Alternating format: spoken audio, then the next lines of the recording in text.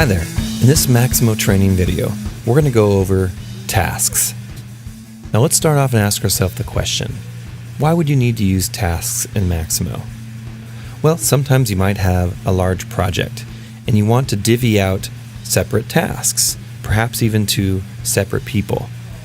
And you want those other people to just see the tasks as work orders in their queue. Well, that's a perfect opportunity to utilize tasks in Maximo. So let's take a look. We're going to go and pick a work order such as this one right here. And to create tasks, it's pretty easy. You need to go to the Plans tab. Click on Plans, and as you can see, we have no tasks in here right now. So you're going to go over to New Row on the far right, and you notice that it created a task, and also created here a reference work order. So if you assign this to someone else, this is the work order they'll see, despite this being the parent. You notice it does it in increments of 10. And there's a reason for that. We're going to get back to it in a second. So let's first come up with a summary. This is required. So in this example, let's say purchase thermal camera. Now that we have that, there's only a couple more things we need to do.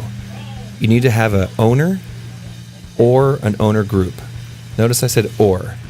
It could be yourself, of course, it could be an individual, or it could be a group, such as BMWs or carpenters, electricians.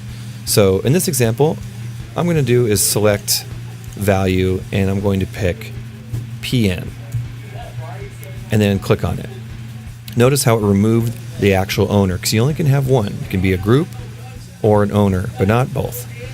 And then absolutely you have to fill this out every single time is a work group. And so I'm also going to put this as PN. So I've got my summary, I've got my owner group, and I've got my work group.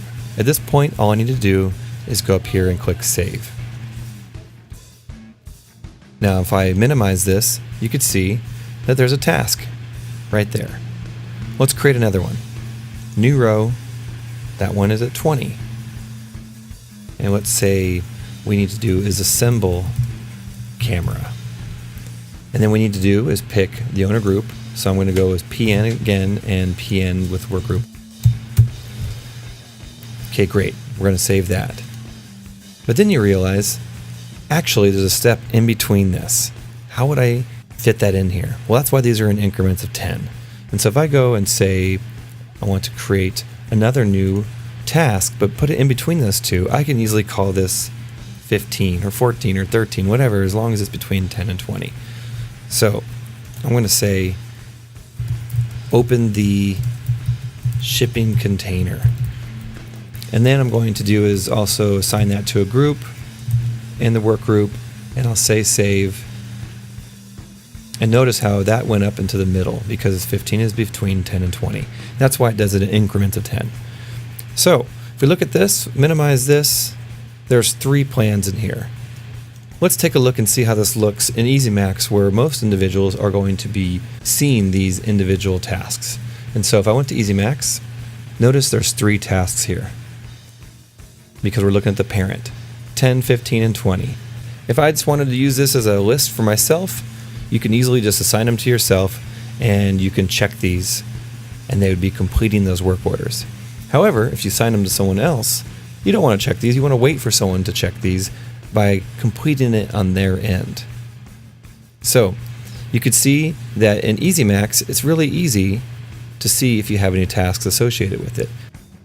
So when all said and done, make sure that you go back and you save so that your 3 tasks are now part of the plan. And once again, if we leave and go to List View, click on Plans, there they are, all 3 of them. And the status of each one of these can be changed by clicking here. Or of course in EasyMax by changing the status the way you would normally change status.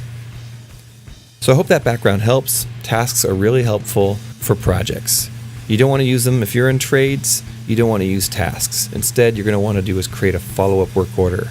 And we'll talk more about that in a separate video. Thanks for watching.